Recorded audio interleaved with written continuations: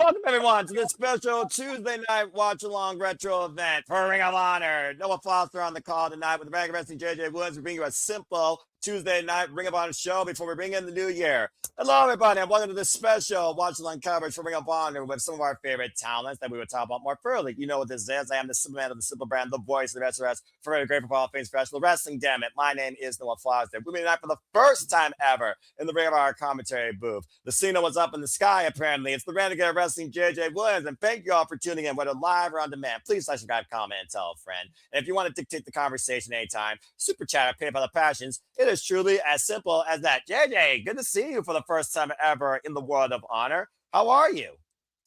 Doing well. It's been a nice, quiet day off. Got my laundry done, got home, watched the No DQ review. That does not matter, Walter. The show was free on YouTube today. That's right. So you still can very much get in here and join us because I know you have YouTube. If you have YouTube Premium, then there's no commercials. If you don't have YouTube Premium, let me know, and I think I got you.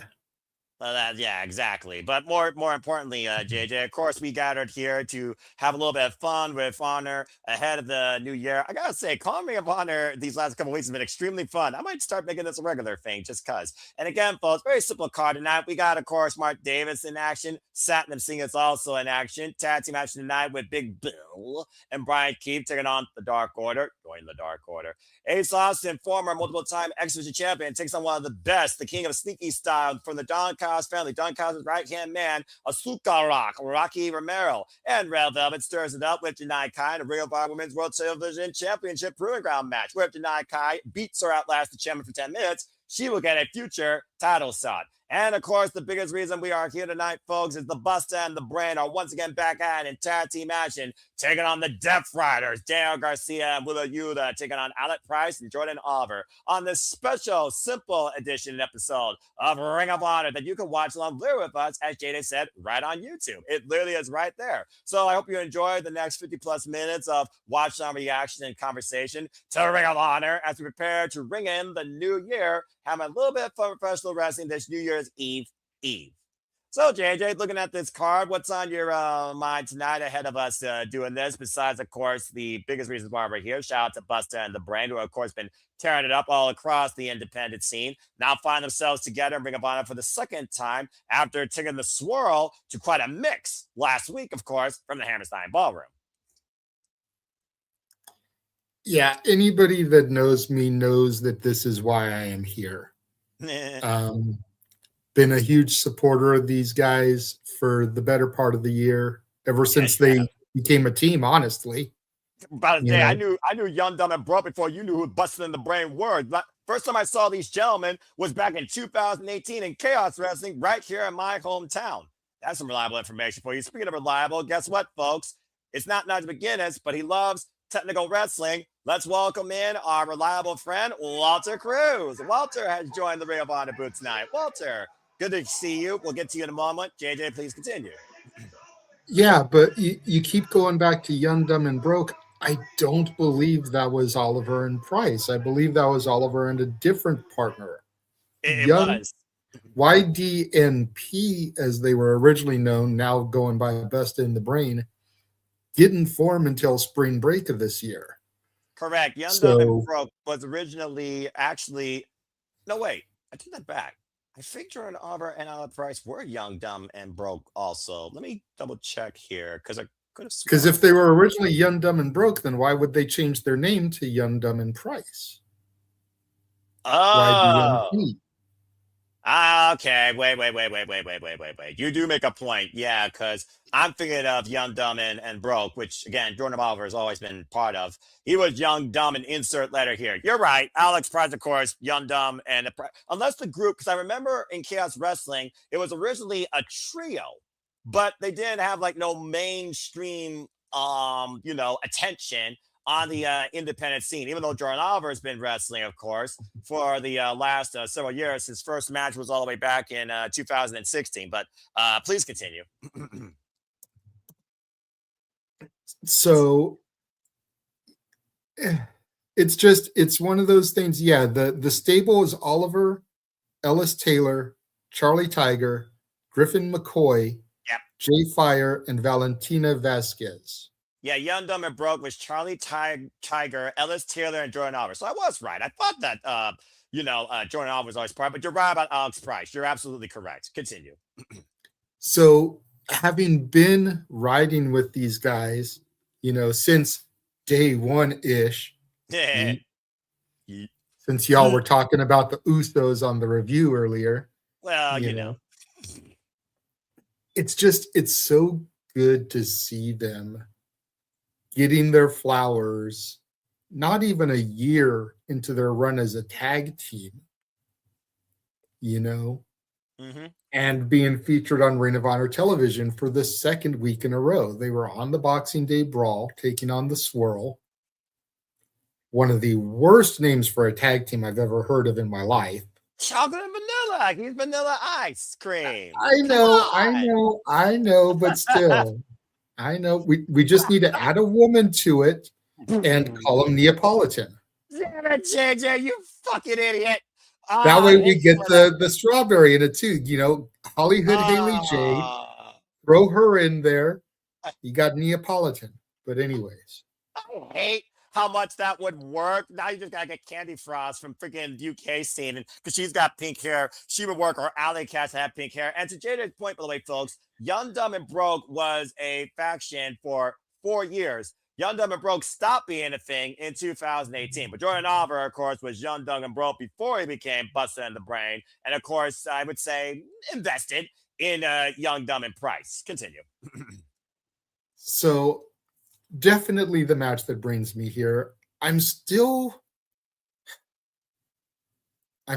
trying to be sold on Daniel Garcia as part of the Death Riders.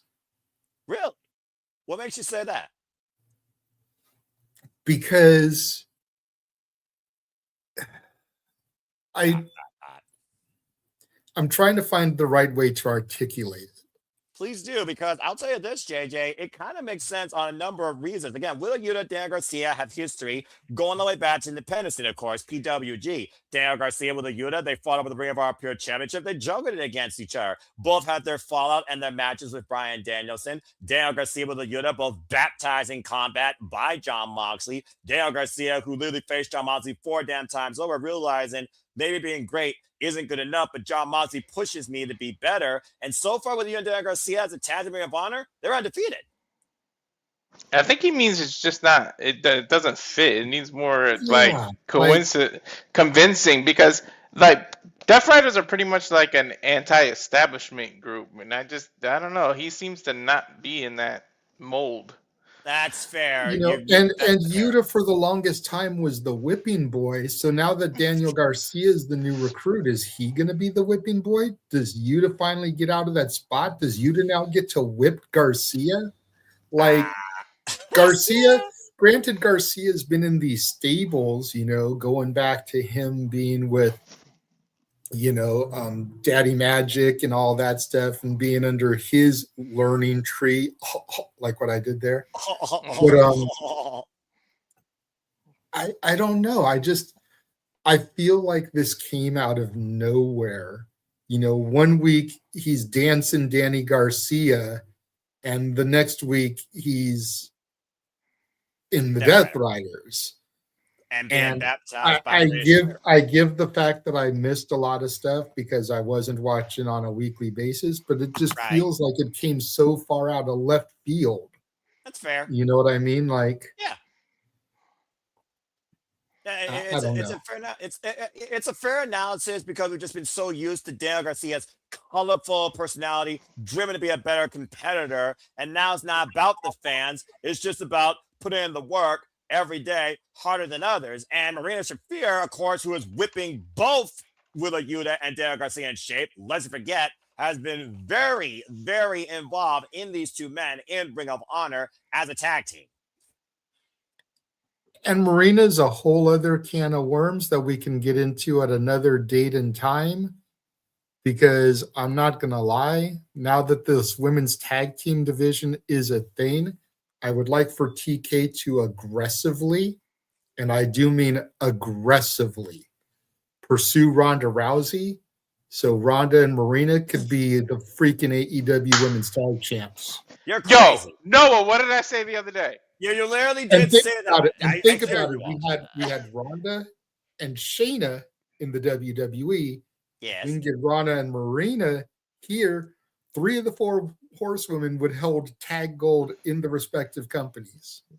JJ was at work, so he didn't hear it. But yo, I said the same exact thing the other why day. do you two share a damn brain and you're not literally living together at this point? It's like ESP. It's like yeah. That being said, Ronda Rousey did show up one time when they were in California, and she teamed up with Marina Shafir to take on Athena and Billy Starks, and they won. So you know what? I won't say never is never. But I do believe right now the mega problems is still a more realistic tag team since Penelope Ford is out on injury. But you know what happens when Penelope comes back? Then I will buy furthermore into that possible tag team aspect. But that being said, again, folks, we're proprietors, we're consumers of all things wrestling. So without further ado, gotta say, a simple man endorsed and approved. Gentlemen, are you ready for a little bit of fun with some honor?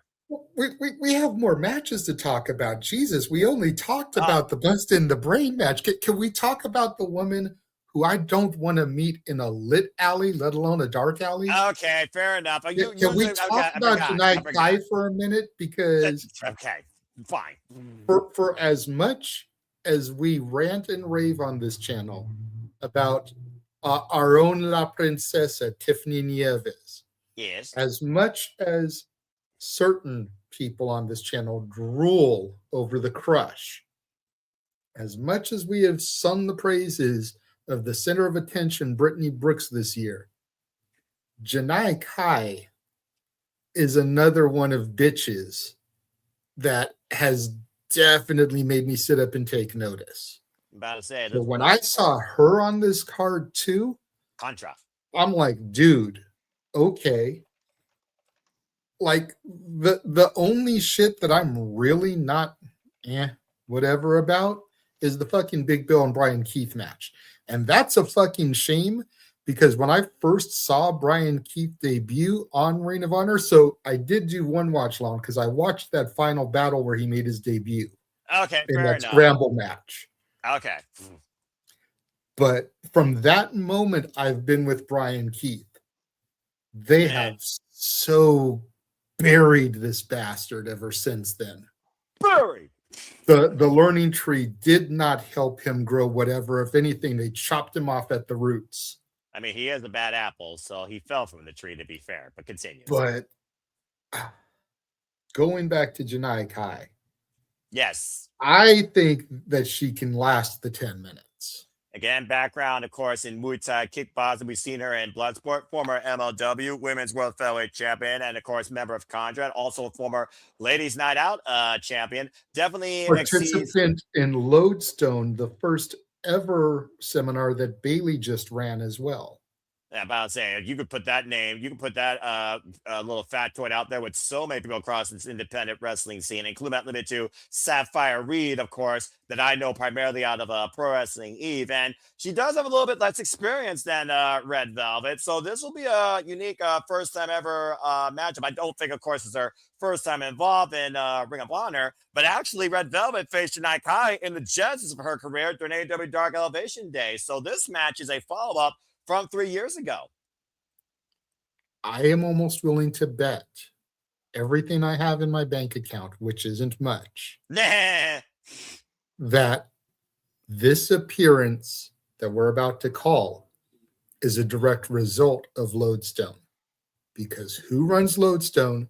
Who's that person's best friend? And what's their status in AEW? ... And for those of y'all out there watching who can't connect the dots, Bailey, Mercedes. Enough said, I'm willing to bet this is a direct result of that seminar. Fair shout. Especially since Red Velvet just took that title off of who? That's right, Mercedes. Yep. And JJ might get the circle of life. No, Non-copyright. Yep, thank you, JJ. I was also going to say, and you still got one last chance to get a gift for the end of the year if Willow Nightingale takes TBS Championship out Mercedes Benz tomorrow night on Please. AEW Dynamite New Year's Smash. Please, God, let that shit happen. All will be right in the world. It'll be like I just woke up from a bad fever dream. Dude, I'm gonna go nuts if that happens. But turns to Janai Kai, I got familiar with her from Bloodsport, so that's why I mentioned that. Bloodsport and MLW. I feel like she can kick down a coconut tree. Like, I swear to God, like, the way this girl kicks is crazy. I need Janai Kai versus Speedball Mike Bailey or Janai Kai versus Marina Shafir at some point. But that being said, Red Velvet also knows how to kick. Just came back from injury. Let's hope Janai Kai doesn't send her off with concussions. Well, if Red Velvet's able to duck, she might hear with the final slice, and it might be Chef's kiss for Red Velvet to make sure she doesn't get a chance at the championship. 10 minutes is not as short as we think. I'm just saying. And then Ace Austin and Rocky Romero. Asuka Rock. Dude, this match I'm looking forward to as much as the other two. This is their second ever. I've been following Rocky since he was a Havana Pitbull.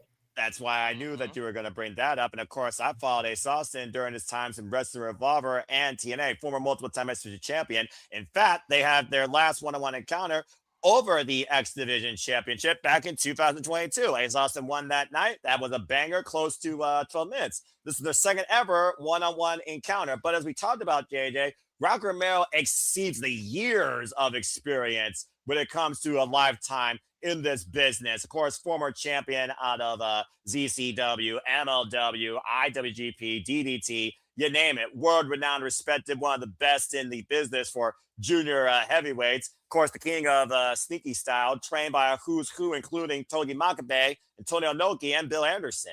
But Ace Austin, again, he was once called the number one for a reason. People were putting him up there to be the next AJ Styles. How phenomenal this young athlete is. Only 10 years involved in the business, trained out of, here's a familiar place for you, ZCW Academy and OVE's Sammy Callahan and Dave and Jake Chris. Of course, Ace Austin has had a pretty fun run, I would think, so far in AEW. And again, like I said, former Revolver champion. But what I like about this match is the dynamic of technique and speed that we are going to see. This is going to be very fun.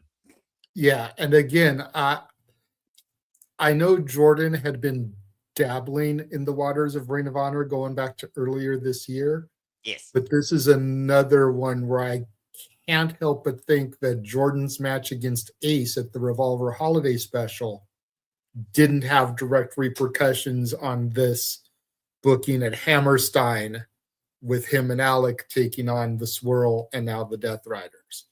Because if you watch the video that Revolver posted of Ace post-match, he has some glowing things to say about Jordan Oliver.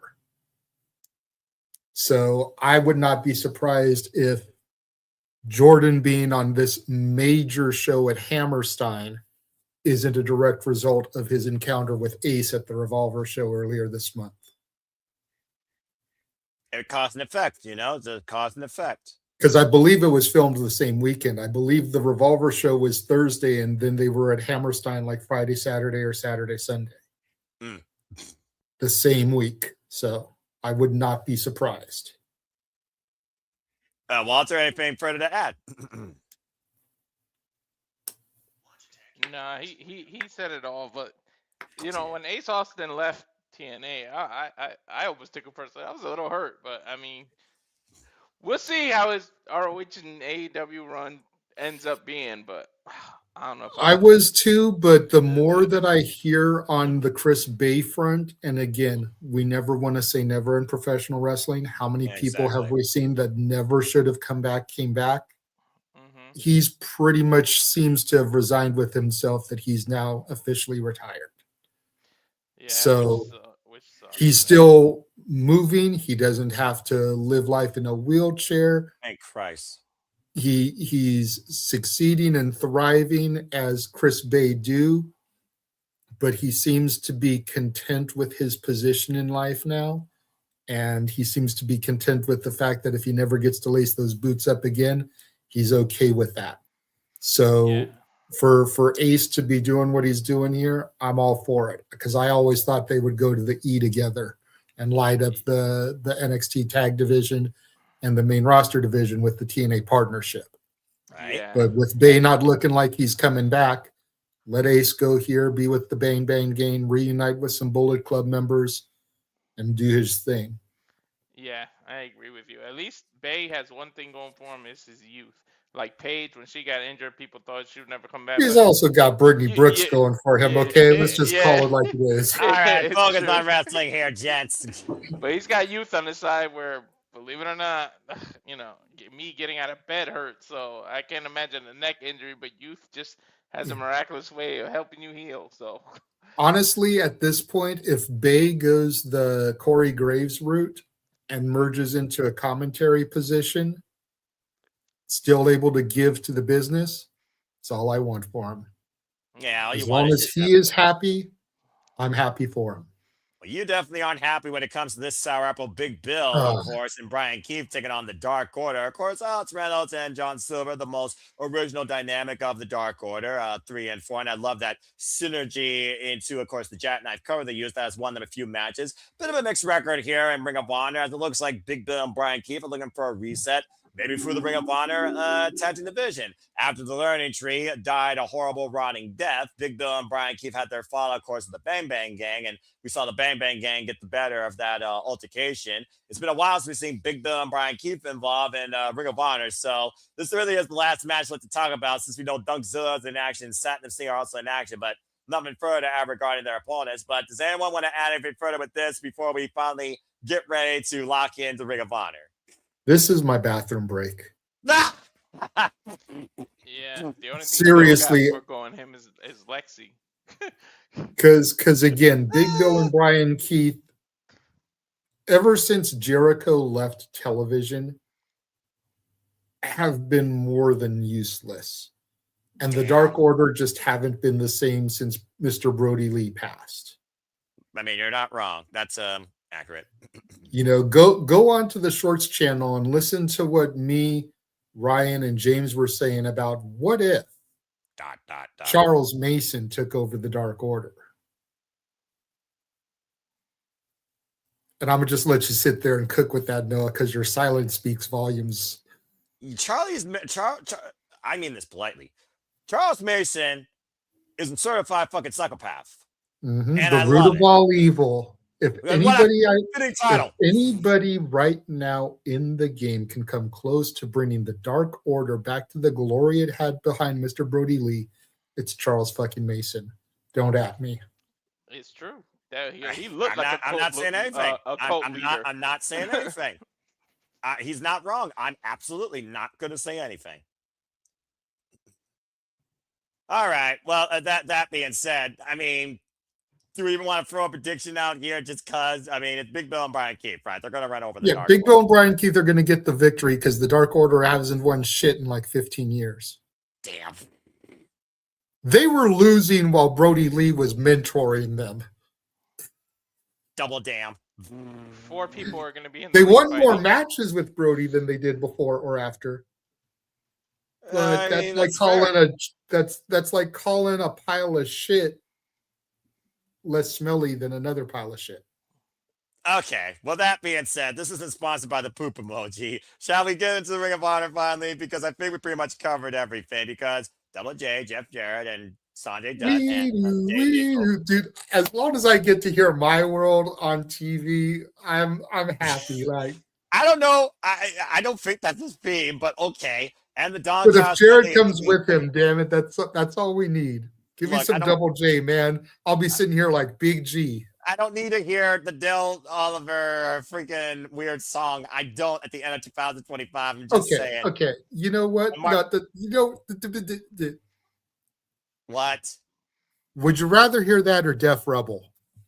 I'd rather hear that. All right. Shit, I'm honestly tired of hearing Def Rider's theme already. And that being said, Mark Davis, the heavy of the Don Cost family, Doug Sue has been running roughshod as we've seen, especially during casino gauntlet matches and multi-tag team warfare, we'll see this man bring destruction in singles action tonight as we wonder again what the future holds for one have what used to be Aussie Open. In fact, we're going to wonder what the future holds in general, I think, for the Don Callis family after the screwing that was done on Saturday. Still a fucking phenomenal pay-per-view. But again, folks, that's all for this simple session of Ring of Honor. So if you want to engage with us, set up your YouTube feed right now along with us. Go to Ring of Honor Wrestling on YouTube. You will find the Ring of Honor TV special Tuesday episode for December 3rd, 2025 right there, already pre-recorded for the next 49.56. And we are ready, I think, to dive right into the action. So, JJ, Walter, and simply predicting, super reliable and honorable watch-along wrestling community. Let's have some fun this Tuesday night with professional wrestling with Ring of Honor. All right, let's go ahead and hit the play button. I know, Walter, you said you're a little ahead of us, so we'll let you know when Jordan Oliver comes on the Tron. But let's hit play, Noah, in 3, 2, 1, play. This is going to be awesome. I love Ring of Honor. And what a year for them, by the way. And Bandito and Athena, unstoppable. No question, no question. All right, let's do this. Team Ring of Honor, Caprice Coleman, bring us in. And there's Jordan Oliver on the Tron. And welcome, everybody, once again to this special Tuesday night edition of Ring of Honor. JJ Williams, Walter Cruz, Noah Foster on the call tonight. It's Bustah and the Bryan once again are in tag team action. Jordan Oliver and Alec Price. This time taking on the Death Riders. Of course, this was pre-recorded in the Hammerstein Ballroom during the holiday season. I hope everyone had a phenomenal time, of course, at the holiday season and had everything that you wanted. Thank you so much for tuning in. Please subscribe, comment, and tell a friend. If you want to dictate the conversation, as we talked about before, Super Chat, it's as simple as that. Again, so much more fun to come tonight. We also know this Thursday we have Ring of Honor as Bandito and Jay Lethal take on the Swirl, Lee Johnson and Blake Christian, as Blake Christian's been very vocal about going after Bandito's Ring of Honor World Championship. Hey, and Blake Christian isn't somebody that people should take lightly. He is a former GCW World Champion. With a ton of history, as I talked about in our last week's Watch Along Ring of Honor. Thank you for those that tune in, by the way, against Jordan Oliver. Meanwhile, with the Yuta and Daniel Garcia, who have written their own chapters over the Ring of Honor Pure Championship, now both Death Riders are going into tag team action tonight, where so far their Ring of Honor record, they are undefeated as a duo. It's just ironic, you know, at the end of the day, we were talking a little bit about how I don't feel Garcia fits. Bryan Danielson wanted to bring him into the BCC, and it didn't happen. And now here we are a year removed of Bryan's retirement, and he's a fucking Death Rider. And with a Yuta, by the way, first faced Jordan Oliver in the ZCW Dojo Wars in 2018, while Red Death Daniel Garcia took on Jordan Oliver back in 2021 in DXS. There, of course, see John Moxley, of course, watching his troops go to battle. His army of violence that never say die, never surrender, put in 100% of the work. Not just John Moxley, but the winner of the C2, John Moxley. I'll say for those that didn't watch the pay-per-view, thank you for that, Walter. Don't start me, JJ. Referee Aubrey Everett for this contest is, of course, thank you for those that tune into our watch-along, of course, AEW World's End, as, of course, you are now post-pay-per-view along with all of us, as John Moxley is indeed the 2025 Continental Classic Champion. Bell rings are underway. And Continental Champion now, as the Unified Champion, of course. Unified Championship is no longer existing. John, of course, Kazuchika Okada is still AEW International Champion. And stay tuned for further results and thoughts on AEW updates. Tomorrow we cover New Year's Smash on New Year's Eve before the Shenanigans End of the Year Spectacular. So now we have an international championship and a national championship. That's not confusing. You're about to say, JJ, the wordplay in itself, as me on commentary, is sure to make me botch sooner rather than later. But that's to come. Let's focus on the now with Alec Price and Daniel Garcia in the ring here. Nice head scissors takedown there from Alec Price. And I've talked about Alex Price and, of course, John Oliver's history as Bustah and the Bryan, formerly, of course, Young, Dumb, and Price, and Jordan Oliver going all the way back to tag team wrestling with Young, Dumb, and Broke since 2014. Nice. Heads. Nice. Go ahead. They're probably going to make up a word like intercontinental instead of intercontinental. Watch. Okay, first off, this is not the WWE. They don't have stupid ideas from bad creative like that, nor do they have championships that look like an over-glorified logo without personality. So let's as long as it's inter-continental. Oh, for the love of Pete. Because you got to get Noah doing the hyphen gimmick. Okay, these two aren't young. They're acting dumb, and I'm broke. But that being said, Alec Price right now taking advantage of the Death Riders on the outside. And of course, you guys Garcia back in the ring here. Can hear more of this revolution of wordplay when we cover Revolution March 18th for AEW, the restart of the AEW Predictions League in 2026. Oliver looking for the acid bomb. Alec Price going to go for the assist, making a super acid bomb. Dude, I think Price took speed or something. Dude is on one. He is all over the place. That's what happens when you take 3 or 4 energy drinks before a match.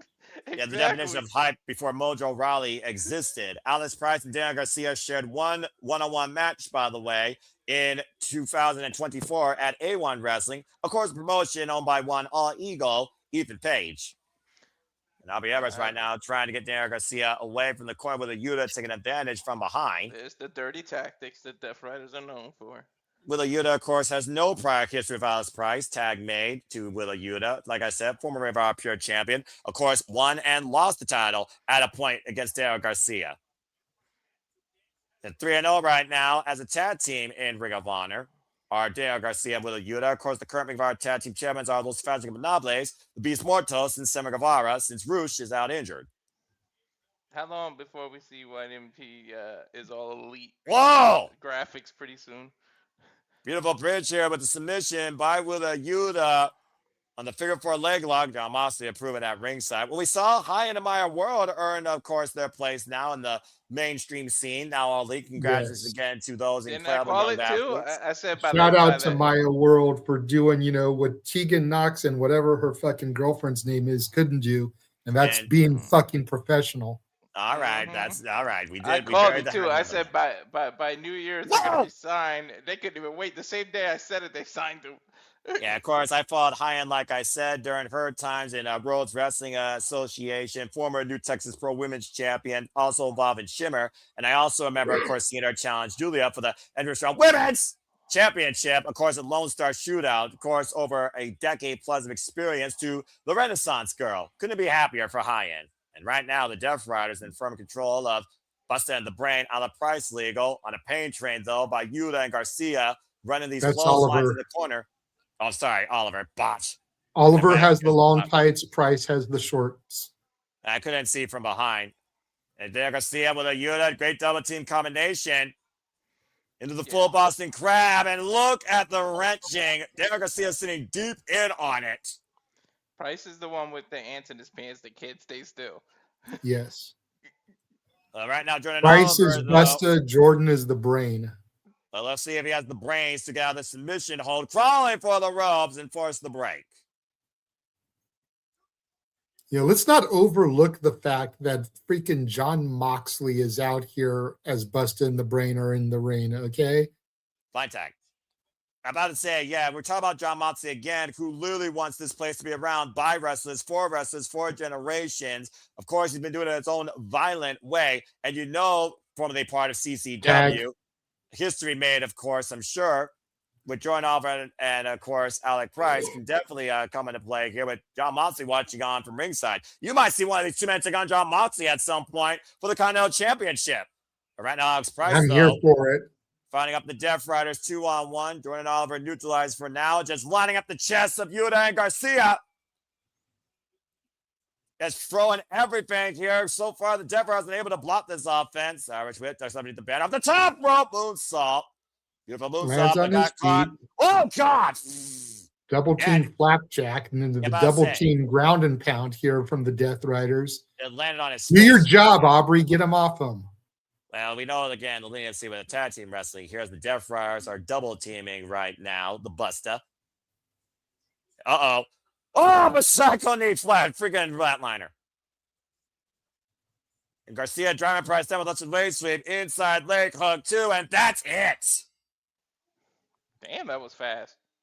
Well, Alex Price got velocity. Went from 100 to 0 real quick. It's about 8 minutes. Not bad. Not bad for a YouTube TV match. Yeah, about to say, considering they probably have matches as long as not shorter at times on the independent scene and YouTube, still a great showing here once again, the Hammerstein Ballroom. It's only going to be an hour, Conditioning so you is can't definitely complain. not an issue for YDNP. They're used to going 20+ minutes. Don't surprise me in the slightest, especially for how young they are. And I'm sure Dunkzilla, with how heavy of a hitter he is, can probably go just the distance. As of course, last time we saw Mark Davis in action was against Evil Uno, taking his head off and leaving him in the UK for all we know. As right now, Dunkzilla is on a strong singles run. Here it comes. That Titantron. Yeah, exactly. That big ass head fills up the whole screen. And that scar. How can anyone like that face? I'm just saying, even on a Titantron screen. It's a face only a mother could love. And you wonder if the mother questions it. Damn. Sorry, did I say that out loud? Anyway, of course, like I said, Mark Davis, formerly part of Aussie Open. I'm surprised since both members are in the Don Callis family, they haven't got Aussie Open back together again. Like, I get the run Fletcher's been on as a singles, but you would think that they would try to bring all the gold possible to the Callis family. And shout out to Matt Mako, the adversary here for Mark Davis. Trained out of the Wrestle Factory, of course, led by one Chuck Taylor, Fresh Squeeze Orange Cassidy, Drew Gulak, and Mike Quackenbush, amongst others, as well as the Worldwide Wrestling Dojo. Of course, right now, lead trainer there, Ring of Honor Dojo alumni, Cheeseburger. You've seen Matt Mako in Bloodsport a few times as well as a couple of spot shows for GCW and JCW. That's Jersey Championship Wrestling, not the Juggalo version. Previously coming off the Jersey J Cup, to your point, losing to Ryan Clancy. And Mark Davis looking to continue his singles ways. Hey, that's fancy Ryan Clancy to you. Well, excuse me. That being said, and me and James, you got to Google this guy and look at some of his video footage. Me and James said that if ever there needed to be a replacement for the Vaudevillains, it should be fancy Ryan Clancy, just off of his entrance alone. Fair enough. PK kicks to the arm right now as Matt Malcolm's trying to take advantage here. Previously involved in Pure Rules matches against the likes of Technical Beast Josh Woods and Katsura Shibata, trying to overcome the power of Mark Davis. Drops all his way with the senton. Matt looks like a shorter version of Adam Pearce. He resembles him a lot. I mean, he almost looks like a super skinnier Desmond Wolf from TNA, formerly known, of course, now we know as Najee McGinnis. It's very like there's a cover of Mark Davis in a 1 count. Maybe it's just because Mark Davis is such a hefty side of beef. I mean, this is accurate. Again, we saw Dunkzilla run roughshod during the Casino Gauntlet match and Survival of the Fittest. First ever Survival of the Fittest for Ring of Honor Men's World Championship that, of course, Bandito survived and won. You see Michael trying to fight back, though, going down to the core, but oh, jeez! Confident friggin' suplex. And to your point earlier, JJ, I think it's the fact that Kyle Fletcher wants to break out as a single star. He doesn't want to go back to midlife crisis mode. He's proven his worth this year and the confidence he has himself to be a future world champion here in AEW. If anyone wants to go after the tag titles of the Don Callis family, it should be Rapunga Advice, friggin' Trent Beretta and Rocky Romero. But they came and get winning Ring of Honor. They lost during the 0 Hour and 8-man tag team match, or excuse me, at Wrestle Dream. But no, it was a friggin' 0 Hour at Cover 2. Kind of no, Matt Michael's still in it. They lost against Bandito and Mascara Dorada, of course, at the 0 Hour glorified squash match. I'll say Godzilla firmly in control here, though. And again, Mark Davis coming back from leg injury. That's quite, potential, I think, as a big singles man here. Matt Michael, though. Oh! Beats a right. That's going to do it. No, this is going to do it. I guarantee you. Wham! What? Whoa! Nice transition. What were you saying? Attempted Juju Katami, Mark Davis, those shoulders down, and forced Matt Michael to take the break. That was amazing. Yo, that was a beautiful roll into an arm breaker, the way he pulled that off. That's some MMA shit. Couldn't hyperextend it, though. Now looking for the double underhook, possibly DDT, but Mark Davis. Well, right now, Mark may go able to escape. Spinning kick connects. Rocks Dunkzilla down to his knees. You can't underestimate people, man. Nah, you definitely I just thought that Mako was out on his feet after that shot. I figured that was going to be the end of it. Yeah, same. And that lariat's what put down Evil Uno. Uh-oh. Got hooked. Off. Face first, the second turnbuckle. And Mark Davis driving his elbow for the side of Matt's head. I thought Davis was fitting to hit him with like a clothesline from hell before he got reversed. That's exactly what he was looking for. And again, Matt Michael scouted it. Now dragging him back towards center. You would figure that Mark Davis might figure it. So, oh, wait a minute. Give him his See? arm, though. Dude, look Good at the punch, though. transactions. You can't count people, dude. Again, though, you see Mark Davis able to create leverage, turn it over, now looking for his own submission for a naked choke. Sleeper hold applied. Bro, jiu-jitsu's a motherfucker. Yeah, you're not wrong there. And I was saying, quite a situation here for Matt Michael that might be on his feet. Remember Stephon Smith for this contest. I mean, to your point, Matt Michael does have a background in mixed martial arts. Davis trying to set him up possibly for that lariat, rebounding him, and wow, wipe him out. Dude's so hefty that the bounce off the ropes made Mark turn around. That's it. That's it. He literally rebounded him, to your point, Walter, in position for that lariat. Hefty. And winning ways continue for Mark Davis here and Ring of Honor. But still, great belt prop by Matt Michael, able to out-scout the power of Mark Davis for a couple of times. As, of course, we look towards the Ring of Honor's future, and, of course, something that has continued to be forever, the Ring of Honor Women's World Champion, Athena, and her most loyal minions, Billy Starks Diamante, after overcoming Persephone, of course, at Ring of Honor Final Battle, but Billy Starks blew it against the Virtuosa. Deonna Purrazzo, as Deonna Purrazzo is becoming the first ever Ring of Honor Pure Champion. Billy Starks and Athena and Diamante were upset about that, as the Virtuosa, Class 1 of Ring of Honor, Women of Ours Division, might I add, brought forth a friend from the past and that class in Madison Rayne. As Madison Rayne says that she doesn't know how much she has left, but she does still have a couple of rounds left, particularly for Athena, Billy Starks, and Diamante. We've already seen these four clash in tag team action, and they're going to run it back this Thursday on Ring of Honor, as once again, Deonna Purrazzo, master the Fujiwara armbar, made Billy Starks tap out. Yeah, who the hell is on the verge of beating Athena? This girl's on a Roman Reigns style run right now. Well, that being said, can anyone beat the Virtuosa? We'll find out this Thursday when Billy Starks Diamante take it to the Killer Queen and the Virtuosa once again in tag team action. That's going to be a fun bout. This, however, is not going to be fun for the Dark Order. No. You want to talk about size? Look at this guy, as high as a skyscraper in New York. Dude is huge. That's put in politely. And nice and healthy now, sobering up, man. Good for him. Yeah, but I would say I'm glad that he literally reformed his sinful ways and got a new lease on life. Aubrey Edwards for this contest, but of course, the voice of honor, Bobby Cruz, introducing Big Bill and bounty hunter Bryan Keith, formerly part of the worst gimmick probably in wrestling or freaking modern day history, at least AEW history. Last time we saw these guys, of course, involved in tag team action was against the Unacclaimed. Anthony Bowens and Matt Scarcers somehow coexisted that night in October at AEW Collision Homecoming. They have their hands full with the Dark Order. You can say what you want about the Dark Order, but they're always consistent, especially 3 and 4, Alex Reynolds and Johnny Hungy, John Silver. Of course, coming off that trios win literally earlier in December against the Frat House. And as far as Alex, go ahead. Silver's the short, stocky one with the beard, right?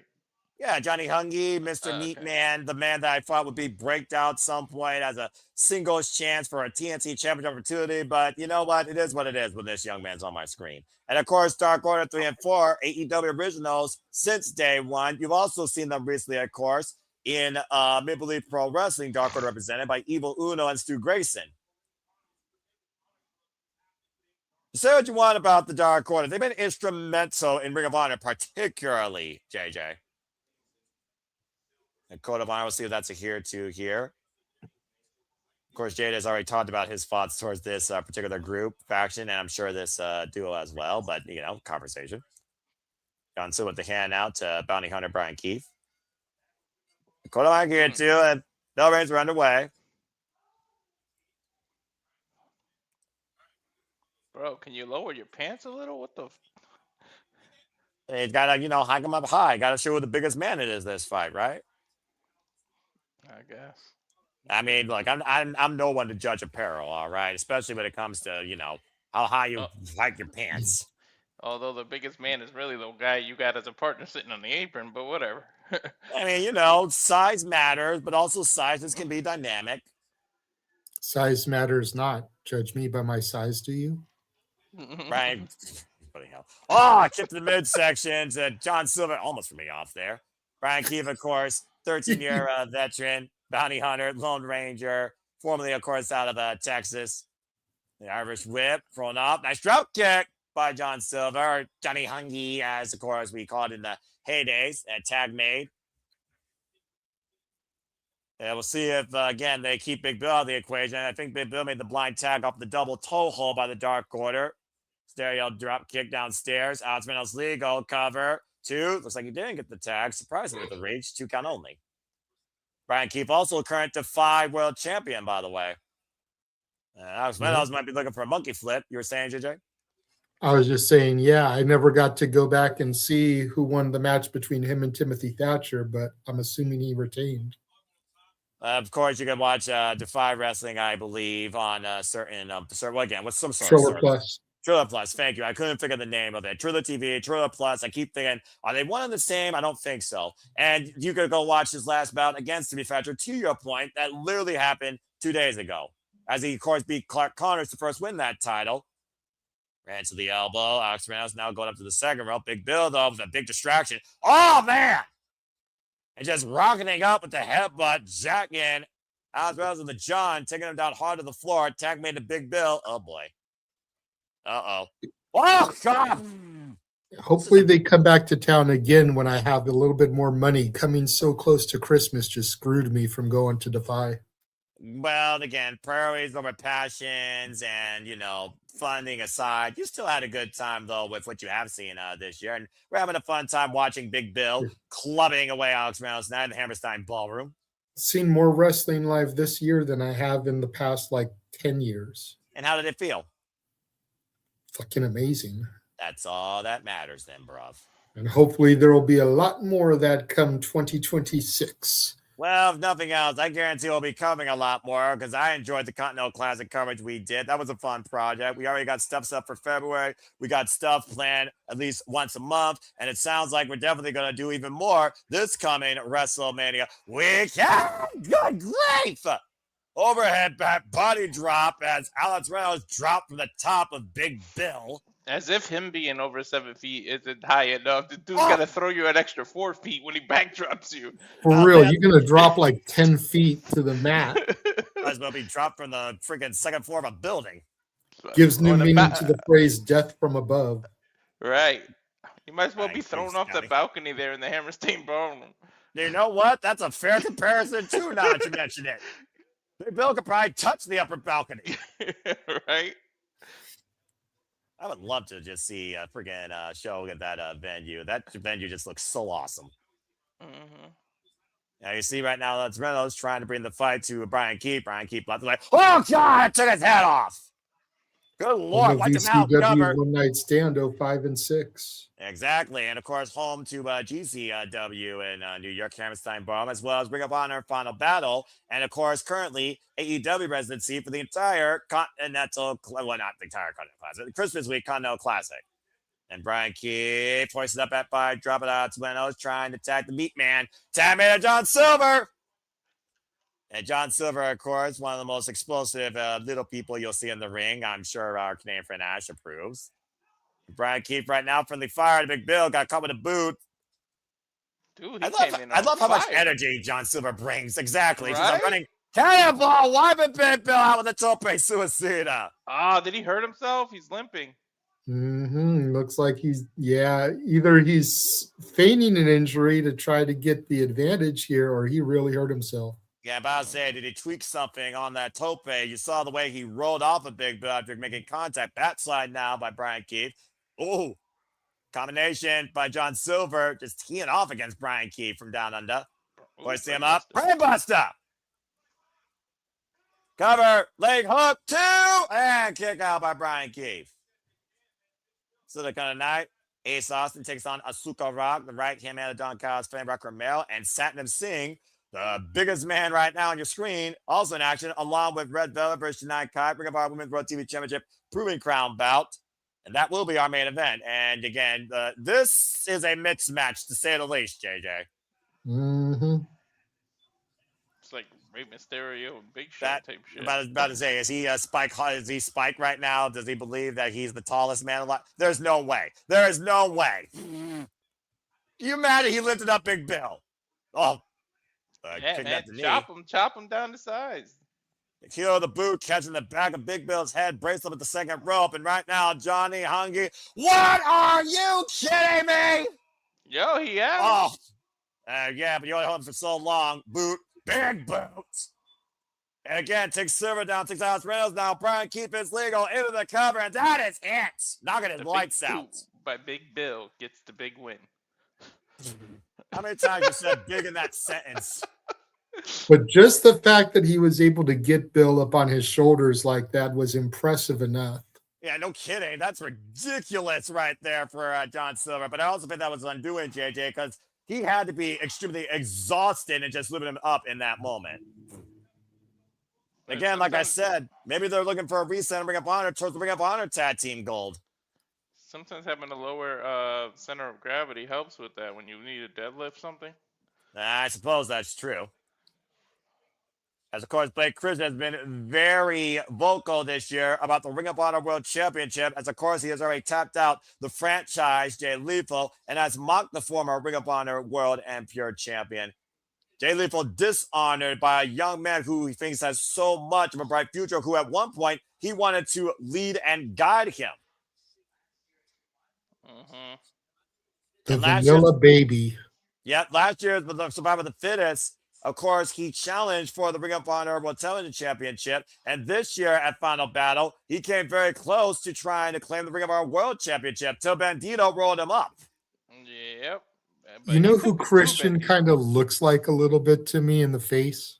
Who? Sam? I don't know if you're going to be able to unsee it now once I say this. Go for it. Austin Theory. Well, at least he's got far more talent than him and is capable. That being said, he's also been using the lethal injection towards wins as well. You almost wonder if Blake Christian's 2026 resolution to become the new franchise of Ring of Honor. And we'll see if it can beat the previous franchise and the current in tag team action this Thursday. Bandito and Jay Lethal taking on the Swirl, Lee Johnson and Blake Christian this Thursday on Honor Club. Did you and me know a call the Blake Christian versus Bandito? Because I swear that match is in my head. Like I remember seeing it. I'm pretty sure we called Ring of Honor Final Battle.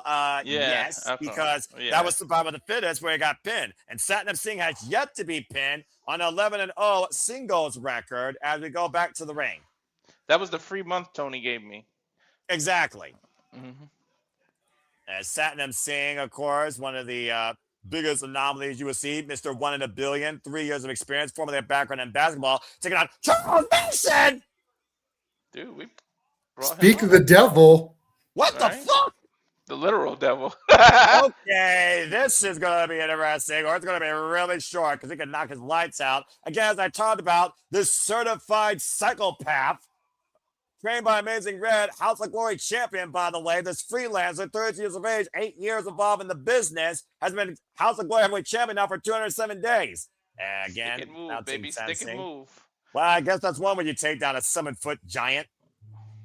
With wins over Mustafa Ali, Cedric Alexander, Desmond Xavier, man like Darius, and of course, Carlito, and Zilla Fatu. Right off the top turnbuckle. Who's bigger than Big Bill? Yeah, about to say, in size and muscle mass. Ain't that some crazy shit? Poor Charles Mason having to make this dude look good. Everyone's got to do the work, JJ. You know that as well as I do. Although at some point, I want to see Charles Mason challenge Bandito for the Ring of Honor World Championship. Okay, but this is like freaking Kurt Angle having to make the Great Khali look like $1 million. Wow! Shit, and Mason getting freaking capable of that, though. Amazing getting freaking flyer miles. That goes to a testament of how valuable and flexible you are to this business. Knife edge chop, and Mason might realize it's going to take more to take Satnam Singh down. Satnam Singh, oh man, just crushing him. Cover. Whoa, only went for the 1 count. It's too cocky, too arrogant, too greedy. You don't want to give a guy like Mason that opportunity. Do you realize who Satnam Singh's company is? And ain't he great, JJ? Just saying. Oh, good Lord. Goodbye. Oh, God, planted. Oh, it's over. Yeah, 1, Right on 2. the chest. That's it. A bullshit. A bullshit. crowd A agrees. bullshit. The crowd The most agrees with you. lackadaisical freaking. But I say the crowd agrees with you firmly that Satnam Singh is anything but a welcome surprise in New York City. Well, Poor Charles Mason. hey, sometimes you got a job outside your own company. No, I get that. But again, man, you look at the year this kid has had, and you mentioned, some of his hog defenses. Yeah. We mentioned the J Cup earlier. Go back and look at the I Quit match he had against Billy Starks at the J Cup. Jesus Christ. And then to see him go out like that just pains you for real. Grind your gears, huh? Yeah, what grinds JJ's gears? And if you want to learn more we don't have enough time tonight for what grinds my gears. I'm about to say, we can start with John Moxley winning the C2. Hey, I was pissed over that too. I'm not. He proved I literally sat here with you, Noah, talking about how they could shit the bed with the C2. Now, what was my main thing? Having John Moxley or Okada win the tournament, and they were the fucking finals. One of them was guaranteed to win the goddamn tournament. And guess what, JJ? Once again, your booking was your own downfall in your greatest fear as reverse psychology bit you in the ass. I still think they're fucking watching us, dude. And the whole reason they booked it that way was because they were like, well, if it's going to piss him off, let's do it. He's not a true sicko anyways. Mm-hmm. It looks like Romero had a bit of thoughts towards Ace Austin. Picking up what it left off in TNA. This is going to be fun. Hey, I don't mind short cards, especially when it's just a fun time to watch professional wrestling. No, I said show your cards because I knew he was going to throw the cards at him. Well, I'm sure he will have an ace up his sleeve as he takes on the right-hand man of the Don Callis family, Rocky Romero. And, of course, being booed out of the building because if you're associated with Don Callis, yeah, enough said. But again, JJ, you talked about before how far Rocky Romero actually goes back to you, and I talked about earlier how much Rocky Romero has been a pioneer of junior heavyweight wrestling. Yeah, goes hand in hand, man. I remember seeing him back in 04-05 with Ricky Reyes. Again, you've named the promotion. He's been involved in it. CMLL, ENF, ROH, AEW, DDT, NJPW, MLW. UPW, PWG. Yep. I was about to say, we could be here all night as he's been pretty much involved in championship accolades since 1999. As Ace Austin looks to climb to the top of the game, currently 1-0 in Ring of Honor, part of the Bang Bang Gang. Of course, we saw Ace Austin in singles action during the 0 hour at Final Battle with a great singles win over Lee Johnson. Still known as the Ineligible One, but once compared to the phenomenal AJ Styles, this former, as I said earlier, 3-time TNA World Tag Team Champion alongside Chris Bear's ABC and former 3-time Impact X Division Champion and Revolver World Champion. Got a lot of respect for Ace Austin. And so does my best friend Paul from church. Code of Honor, we'll see if it's adhered to, though, by referee Stefan Smith. About to say, though, again, we talked about before, it's not the first ever one-on-one encounter, but they are 3 years apart from their first and only ever other encounter as the bell rings were underway. You think about, again, what you've done with me lately is the tail of the tape here. Ace Austin, who has been, of course, consistently in action, while Rocky Romero has not been as active in ring as Ace Austin. Right now, his front face lock applied up against the ropes. Last time we saw Rocky Romero in singles action on Ring of Honor was literally against Michael Oku, reigning and defending Rep Pro Undisputed British Heavyweight Champion. And Rocky tapped out to the master of the half crab. Back elbow strike. Loves doing the Eddie Guerrero move. Well, again, he is the king of sneaky style. Let's not forget, Cazador, Andrade takeover by Ace Austin. Drop kick! Whoa. Beautiful. That's the thing. You see Ace Austin in action. You admire what this young athlete brings to the ring, whether or not he is alongside Chris Bay, which the best, of course, to Chris Bay always is recovery. Rocker trapped him in the ropes. Takes Ace Austin to the outside. And of course, we talked about before Rocker Romero and of course Trent Beretta representing Roppongi Revice in the Don Callis family. But everywhere you go, people know the name Rocker Romero. That goes back to how deep a connection Rocker Romero has on this business. Let's not forget, he was a major part of the CMLL, NJPW, AEW alliance. Not to mention, basically kind of like breaking down barriers between the AAA and CMLL bad blood of the past. Kip up, Ace Austin, handstand escape, and swing and miss by Rocker Romero. PK! I love that combination. And Rocker Romero might not even remember what he got for Christmas this year after that kick.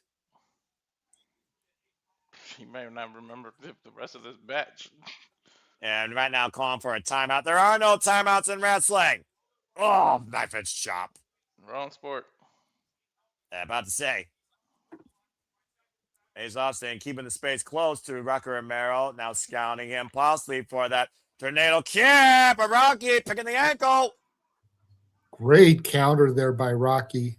The experience factor coming in there. Oh! Shotgun drop kick there. Basement drop kick applied. And again, talking about the experience level. And Rocky showing off. Rocker Romero, 43 years of age, 28 years involved in the game. To JJ's point, the experience that Rocker Romero has exceeds Ace Austin's lifespan. Let's put that in perspective, folks. Right. Knife edge chop there. The tail of the tape, though, not much different, though, when you look at just the man on the outside. Rocker Romero, 5'7", 172 pounds. Ace Austin, 5'8", 174 pounds. You almost feel that Rocker Romero might be looking at a younger version at one point of himself in Ace Austin. Rocky's got way more experience, though. And of course, we talk about experience, though. Blake Christian and Lee Johnson have gotten better of Jay Lethal, who arguably has been the face of Ring of Honor. The Irish Whip, reversal Irish Whip. Ace Austin off the ropes, catch an elbow by Rocky. He's one of the more underrated people in professional wrestling in general. I don't think Jay Lethal gets the appreciation that he should. Oh, I completely agree. Literally was the lifeblood of this company when it was on life support. The Irish Whip. And Rocker Romero looking for those clothes to go, how long, JJ? I think you know. Forever. I think the problem with Jay Lethal is too many people think of Jay Lethal and they think of black machismo. They think of comedy. They don't think about his actual ability. Well, when you consider TNA, when he was a Ric Flair cosplayer, that's all he was known as for a duration. And then he went to Ring of Honor and was one of the longest Ring of Honor world champions. Not to mention Ring of Honor Pure and Tag Team champions alongside the Foundation, Jonathan Gresham, disciplined and baptized by Samoa Joe in his Genesis. Right, he got pigeonholed, much like R-Truth. Look, R-Truth was an NWA World Heavyweight Champion, and then became two-time person. Yeah, I'm about to say two-time. Let's get the stats right there. But great point, Walter. Click, click, boom by Ace Austin. Takes Rocker Romero down off that inside Russian leg sweep. Follow up again with the clothesline. Again, closing distance. Just teeing off against Rocky here. Where's the 5 count? He's in the ropes. Here's the fun, Rick Smith. Boom, is he going to get a Choco Chunk cookie too?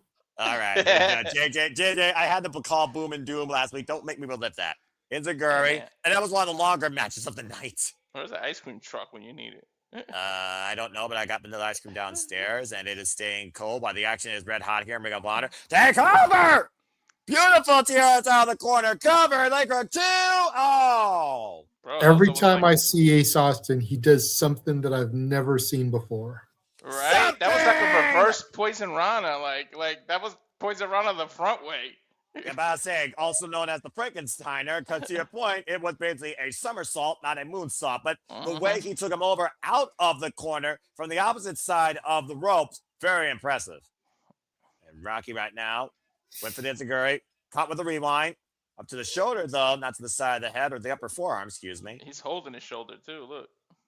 Now, we know that Rocker Romero loves to implement a submission hold, Jujigatami. Ace Austin sit up and over. Oi! Loses footing on the apron. Shoulder block, though, trying to recover. Now slingshot up and over. Looking for the sunset flip, the roll up, the cover, too. And Rocky escapes. High stack by Rocky. 2 count on Ace. And it's Rocky right now in control, looking to hoist up Ace Austin for something big here. Ace though with the back by drop. Rocky maintains hold. Ace rolls through. Uh-oh. Wow. Whoa, look at that. Well, wait, the figure 4. Now cross-leg bridge cover 2. And Rocky somehow escapes. The hell? I thought he was going for a submission. He turned that into a pin. And somehow Again, Rocky able to escape. Go, JJ. Just again, every time I see Ace, he does something freaking new I've never seen. Yeah, and there goes the referee. And that's something I've seen 100 times, a rough bump. Yeah, but Rocky Romero doesn't normally do that. And Rocky's going to steal that kill with the running sides back cover 2. Not like this. Oh, Ace gets the shoulder up. I've never seen a referee recover so fast. Usually a flick to their nose knocks him out for a half hour in these matches. Right? To be fair, Rocky Romero is a small man. That is a small impact. Again, for Ace Austin, though, able to escape out of that move. Hey, Yoda's a small man too, but makes a hell of an impact. Fair enough. And right now, up on the shoulder. In and out, Rocky looking for the DDT. Ace Austin countering, though, with his strength. Hooking the head, hoists it up. Takes him down the suplex. Makes more of an impact than the Dark State. Yeah, don't get me started with that shit. Uh-oh, and Ace Austin might be looking for the food. And it looks like Rocky Romero's not ready to bust yet. Running in the corner. Ace able to evade. Look for this earlier. Catch him with a tornado kick. Springboard kick. Turning Rocky Romero inside out. And he's lining him up for the fold. Leg hook. 2. That's it. I feel like that was the longest match so far, right? So far it was. And very competitive bout, too. Against one of the best, as Ace Austin makes it 2-0 against Rocky Romero in their respective careers. First time, though, in Ring of Honor. And I believe all that's left is our women's match for the evening. You'll be correct, good sir. Ace Austin, though, in fine form here. And you got to wonder what awaits this young man 2026. Looking back at Final Battle, talking about that woman in question. Red Velvet showing a furious side I've never seen before in my life. Taking it to the CEO in her rematch she conversation out after saying they beat her on Collision for the Ring of Honor Women's World Television Championship. It was brutal. It was competitive. And at the end of it, we saw the Monet statement applied, and Red Velvet was on the verge of tapping out, but she countered thanks to a roll-up, and Red Velvet shocked the world and took the first time from Mercedes Monet's portfolio. Still don't see what the point of her losing the title was, just to get it right back. And again, you know, there's a funny thing here called giving back to the business of putting somebody over and considering Red Velvet and Mercedes Monet's pedigree. I'll just leave that food for thought there. Speaking of food for thought, straight out of your mama's kitchen, here's Red Velvet with a record of 12-1. Now our 2-time Ring of Honor Women's World Television Championship. Ironically enough, the first time she won the title was literally at Final Battle last year. In this very building. In my mama's kitchen. It's my favorite kind of cake, though. Just saying, you said she come in straight out of my mama's kitchen. I ain't never seen her in my mama's kitchen. That's all I'm saying. All right, fair enough. There was nothing sexual, derogatory, anything like that. Nothing freaky deaky about that statement. I just said I've never seen her in my mama's kitchen. And I've never seen these two go one-on-one. That's Janai Kai will be our opponent tonight in this proving ground. See if the code of honor is adhered to. Again, if Janai Kai beats the 10-minute clock or beats the champion, she will get a future title shot. Well, I can already see one mistake Red Velvet's made, and that's coming out there with all that Kinesio tape with a fighter like Janai Kai. That's just a big-ass bullseye. Well, again, kicked in that Kinesio tape the whole fight. About to say, but we'll see if Red Velvet, who also is a proficient striker, takes her head off. We're dealing with 2 kickers here, so again, don't blink. Of course, member of Contra, Janai Kai, former MLW Women's World Featherweight Champion, and Ladies Night Out Champion. Speaking of women, and Mercedes Monet will defend the TBS Champion against the very woman she beat for it, Willow Nightingale, tomorrow night on AEW Dynamite New Year's Smash. And we'll be covering here at Simple Lava Studios, folks, as Willow might give Mercedes Monet the worst gift of the year. Circle Janai Kai right now. She needs to continuously circle to the right. Don't go towards her, or circle to the left and don't go towards that right leg. Don't go to her power kicks. Again, to those proficient strikes by Janai Kai, of course, known as Gaiatera, with a background in kickboxing and Muay Thai. Of course, Red Velvet, though, with the boxing background right now, teeing off against Janai Kai in the corner swiftly. Now teeing off against the midsection. That's not just for blood flow, that stocking she got in her leg. That's because she kicks crazy strong with that leg. Well, it also comes down to what Tomoichi does when he has that elbow pad, of course, and that strap on his right arm to actually add more of an impact when he throws a freaking lariat. Ooh, gets the boot up. First time ever one-on-one encounter, by the way, with these two since AEW Dark Elevation a few years ago. She got caught in midair. Kick right with that same leg. And proficient kick right there to Janai Kai, former competitor, of course, to be seen in Bloodsport, member of Contra, one of the most fast and lethal young up-and-comers in the business. She's got to register her legs as lethal weapons, I'm telling you. And the thing about her kicks that you talk about, Walter, she more so uses the heel, the hardest part of her foot. You see that? She lifted her legs straight up in the air to like mess with the angle she's going to kick her at. That's crazy. A snapmare right now to the champion. A vicious kick lining up the spine of Red Velvet. Now cooking the leg. Whoa! Not afraid of Janai Kai. Flexibility of both women. That's crazy. Yeah, you're not wrong there, bruv. Again, Janai Kai firmly in control here. Kai showed it with that kick, and then Red Velvet showed it with the choke in the corner. Flexibility. Of course, Red Velvet has the final slice, that overdrive, or of course, Chef's Kiss, that spinning back heel kick. Oh my God! You're not supposed to fold that way, Noah. Yeah, I'm about to say Fujiwara armbar being applied by Janai Kai, and that arm is straight vertical, and to your point, the kinesio tape heavy on that left shoulder. And Red Velvet's sense of urgency here, trying to find a way towards the ropes. Again, you either win or you survive. You're the champion. If you're the challenger, you survive or beat them, as Red Velvet forces the break by her toes. About to say, this isn't a pure bout here. This is just a straight up fight. And right now, Red Velvet's still trying to fight back. One clubbing shot over the back, though. Knife edge chop of Red Velvet, forcing Janai Kai temporarily on the retreat. And Janai Kai, maybe not the strongest record, but again, still a very dangerous competitor. I can't wait to see her on Bloodsport again. I'm telling you, she's the shit in that. Face lock. Yeah, about to say, scoop slam right now by Janai Kai, getting the better of the champion. Of course, you can stay tuned to Walter and James and JJ and others covering Bloodsport with our UFC expert Walter Cruz in 2026, along with so much more content we keep you in tune of wrestling and combat sports. Wins that cradle by Red Velvet. Almost got her. She went to the well one too many times with the same move. A great scouting by the champion. Trying for a different recipe for success here. The snapmare, though, and Janai Kai going back after that left arm. And slightly different angle this time. And again, the stomps. And of course, exaggerating that show as you hear Red Velvet screaming in agony. Now going for the hammer lock. And what the hell is this Dragon Sleeper being applied? Dude, a half straight jacket. It's a straight jacket. Yeah, the half straight jacket, though, as Red Velvet does still have the right arm free, but all that pressure is being focused on the left side of her body. Well, referee's discretion, but it looked like Red Velvet was nodding her head that she gave up. Or was she just frailing in desperation and panic? Swing and a miss. Like I said, referee's discretion. If I was the ref, I would have called it. About to say, though, you probably would have been called out for that. But again, I don't want to see this end. I want to see this go DDT to the time limit. I'm liking this.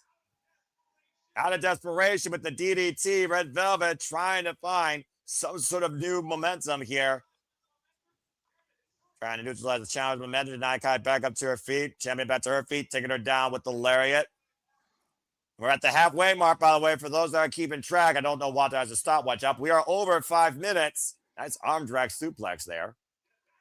And driving her with her knees in a bad position. I don't know if JJ likes that dish served. Oh, wait a minute. Janai Kai, Red Velvet, taking her eyes on the challenger for a moment. Janai Kai trying to capitalize. Try saying that 3 times fast. Off the ropes. And driving her barefoot. I do mean barefoot. Through the side of her head. And now again, that pinpoint kick to the shoulder, Walter. Yep. And Red Velvet might be on her feet. Red Velvet, oh, wait. Able to escape. Run her over. Rolls her through. Janai Kai. Blocking the elbow. There's the lethalness. Look at this. How freaking counterintuitive is Janai Kai tonight?